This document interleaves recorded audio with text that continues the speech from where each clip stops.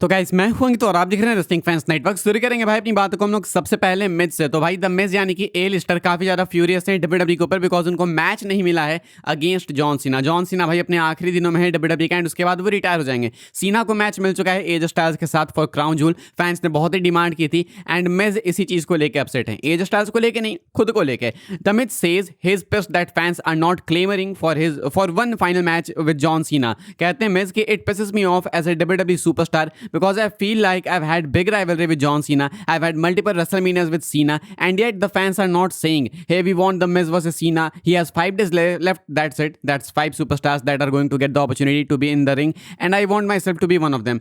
I've been vocal. I've been the first person out there to say that I want to put my name in the hat to go against John Cena. All the fans had to do was tweet and go on Instagram and talk about it. Get it riled up to where it would be John Cena versus the Miz one last time. But no, you wanted the Randy Orton. You wanted the Brock Lesnar. You wanted the AJ Styles. You did not ask for this guy.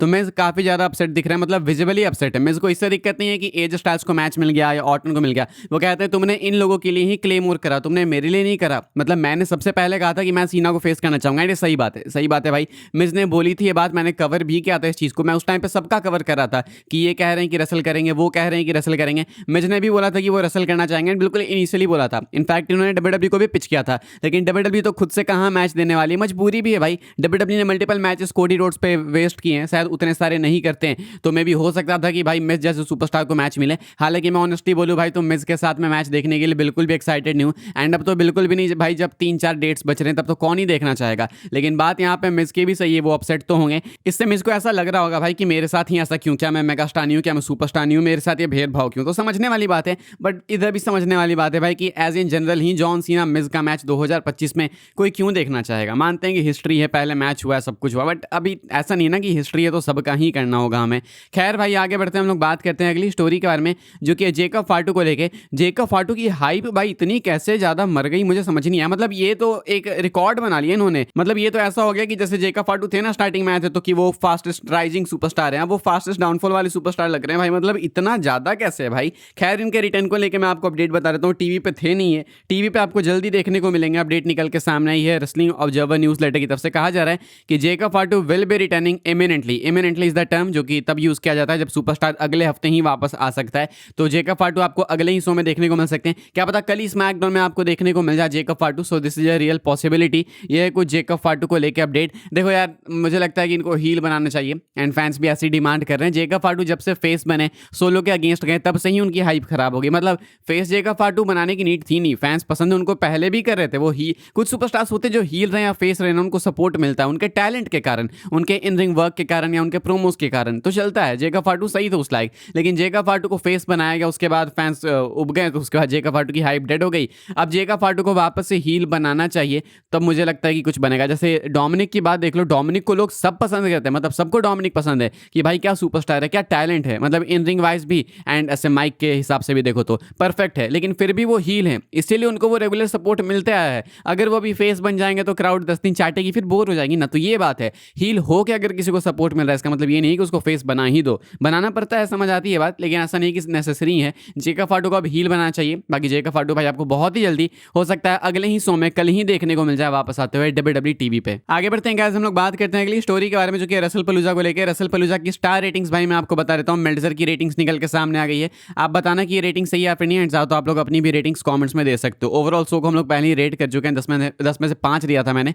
अभी देखते हैं Meltzer की ratings. Lesnar and सीना के match से शुरू करेंगे तो भाई इनका मैच शो के स्टार्टिंग में था एंड इसको सबसे कम रेटिंग मिली है भाई 2 की। मतलब ये मैच एक्चुअली में रेसलिंग वाइज तो बहुत अच्छा था नहीं, लेकिन मुझे पसंद आया था। 2 की रेटिंग मिली है भाई इस वाले मैच को। स्टेफनी वेकर एंड इयो स्काई का मैच सबसे हाईएस्ट रेटेड मैच है भाई पूरे शो का। 4.25 रेटेड ये मैच है एंड इवन ESPN ने भी कहा था कि इस मैच ने शो को सेव किया, तो बनता है भाई 4.25। CM Punk and AJ Lee versus Seth Rollins and Becky Lynch mixed tag team match, इसको मेल्टजर ने रेट किया है 3.5। इतना भी खास नहीं था लेकिन 3.5 सही है। देन इसके बाद कोडी रोड्स मैकिंटायर का मैच एक अच्छा मैच था। एंडिंग से लोग डिसअपॉइंटेड थे, एंडिंग में कुछ हुआ नहीं क्रेजी, इसलिए 3.75, तो मैं अग्री करूंगा इससे भी। एंड देन इसके बाद बारी आती है भाई विजन वर्सेस ऊसोस की, यानी कि Bron Breakker and Bronson Reed versus the Usos यानी Jimmy and Jey. And Alan Knight यहाँ पे स्पेशल रेफरी थे, स्पेशल गेस्ट रेफरी। यहाँ पे 3.75 लिखा गया, बट एक्चुअल जो रेटिंग है वो 3.25 यहाँ पे गलती से लिखा गया है। तो ये है भाई कुछ रसल पलूजा की रेटिंग्स मेल्टजर की तरफ से। क्या आप लोग अग्री करोगे भाई? एंड क्या आप भी हाईएस्ट रेटिंग देना देखना चाहोगे स्टेफनी एंड इयो स्काई के मैच को, या फिर Cody Rhodes and Drew McIntyre के मैच को, या फिर लेसनर एंड सीना के मैच को। आगे बढ़ते हैं गाइस, हम लोग बात करते हैं अगली स्टोरी के बारे में। तो भाई ESPN ने रसल पलूजा को C ग्रेड की रेटिंग दी। इसके बाद काफी क्वेश्चन उठे कि भाई ये इतने ज्यादा ऑनेस्ट कैसे हो गए, मतलब WWE का पहला शो इनका प्लेटफॉर्म पे एंड इसको खुद इन्होंने ही C दिया।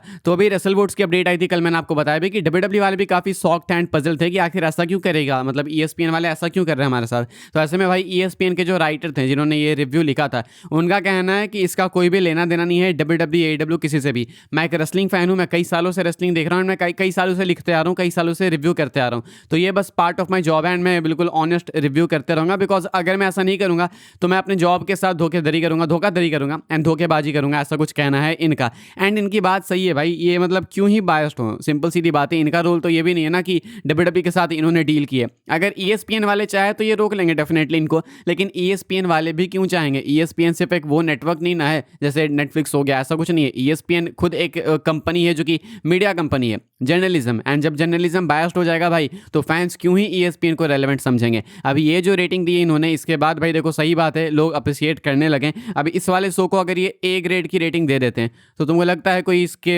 रेटिंग को एक्सेप्ट करता है? ऐसे भी नहीं करता। C की रेटिंग दी है तो एटलीस्ट ये लोग ऑनेस्ट तो दिखे। B देते तो मुझे नहीं लगता कुछ होता, B देते तो बीच में होता कि ठीक है WWE को भी ठीक लगा एंड फैंस ने भी कुछ नहीं बोला, लेकिन C देके इन्होंने मुसीबतें तो मोल ली, लेकिन मुझे लगता नहीं कि WWE वाले ज़्यादा कुछ कर पाएंगे, क्योंकि ESPN भाई अपने हिसाब से ही चलता है एंड अपने हिसाब से ही चलते रहेगा, रिगार्डलेस कि आप उनके साथ पार्टनरशिप में हो या फिर नहीं हो। आगे बढ़ते हैं गाइस, हम लोग बात कर लेते हैं अपनी आखिरी स्टोरी के बारे में, जो कि ट्राइबल चीफ रोमन रेंस को लेकर। रोमन रेंस बहुत जल्दी वापस आने वाले हैं, मतलब अगले ही मंडे नाइट रॉ में आपको देखने को मिल सकते हैं। रोमन जो फिल्मिंग है वो खत्म हो चुकी है स्ट्रीट फाइटर के लिए, PW साइडर का कहना था, and he is coming back soon. तो ऐसे में भाई क्राउन जूल के लिए रोमन कंफर्म है। सर्वाइवर सीरीज वॉर गेम्स के लिए रोमन का क्या प्लान हो सकता है भाई, इस पे बात करते हैं। मेल्ट्जर एंड ब्रायन एल्वारेज ये दोनों कहते हैं भाई कि रोमन रेंस एक्सपेक्टेड है कि वो वॉर गेम्स मैच में ही कंपीट करेंगे, एंड ये जो मैच पिच करते हैं वो ये है कि रोमन रेंस आएंगे ऊसोज के साथ में, एंड हो सकता है कि उनके साथ और एक्स्ट्रा पार्टनर हो, एंड उसके बाद सामने फेस करेंगे सेथ की वजन को, यानी Seth Rollins, Bronson read, Bron Breakker, ये आपको देखने को मिलेंगे, एंड उनके साथ भी उनके पार्टनर्स होंगे। तो ये कुछ एक्सपेक्टेड है भाई,